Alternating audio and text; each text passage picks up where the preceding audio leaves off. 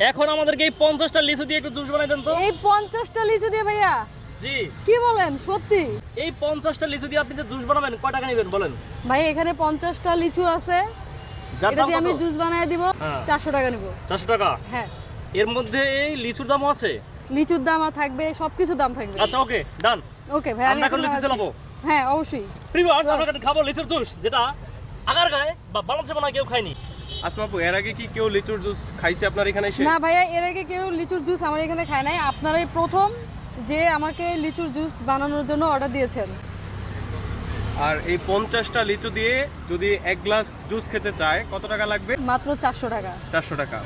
মানে এখন যে শরবতটা বানিয়ে দিচ্ছেন এটার দাম হচ্ছে 400 টাকা। জি ভাইয়া। ওকে, এই হচ্ছে আপু লিচুগুলা সিলিয়ে নিচ্ছে। এই যে দেখতে পাচ্ছেন লিচু কিন্তু সিলা শেষ হয়ে গেছে, একটু ধুয়ে নিলাম।